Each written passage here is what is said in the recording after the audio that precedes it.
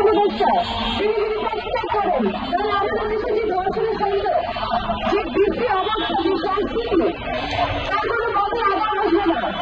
কিন্তু একদিকে আমরা মনে করি যে যার দায়িত্বপ্রাপ্ত অবস্থায় যার অবহেলার জন্য এই পর্যায়ে ধর্ষকের সাহস বেড়ে গেছে, এই পর্যায়ে ধর্ষণের ঘটনা বৃদ্ধি পাইল, আর এই পর্যায়ে মেয়েদের সাইবার বুলিং কিংবা নারী নিপীড়নের ঘটনাগুলো বৃদ্ধি পাইল, তার দায় অবশ্যই স্বীকার করছে।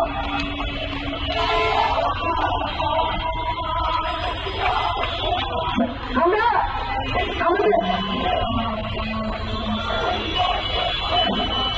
জানি আপনারা দেখবেন আমাদের মেয়ের কথা, আমরা আমাদের জায়গা থেকে এই ধর্ষণের যে সমস্যা তা নিরসনের জন্য যৌক্তিক ন্যায়কে দাবি দিয়েছি, যার মধ্যে প্রথম দাবিটি হল আমাদের নিরাপত্তা দিতে ব্যর্থ স্বরাষ্ট্র উপদেষ্টা জাহাঙ্গীরকে পদত্যাগ করতে হবে এবং তিনি যদি পদত্যাগ না করেন, যাদের কাছে খবরকে পদত্যাগ না করেন, সেই ক্ষেত্রে তাকে অপসারণ করতে হবে।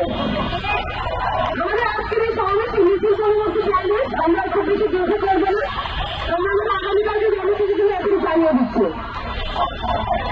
আমরা এর আগে 25 তারিখে একটি গণপরিবেশন করেছিলাম, এরপর 25 তারিখে একটি বর্ষা মিছিল করেছিলাম। তারই ধারাবাহিকতা আমরা কয়েকদিন আগে একটি সুশীল তালিকা পড়ানোর আয়োজন করি।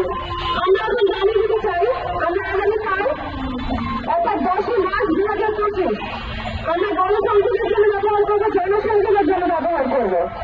এই জন্য আমরা বিকাল 4টার সময় নির্ধারণ করছি, এখানে আমরা পোস্টার তৈরি করে সোশ্যাল মিডিয়া সহ মিডিয়া যে হাউসগুলি রয়েছে তাদের কাছে পাঠিয়ে দেবে।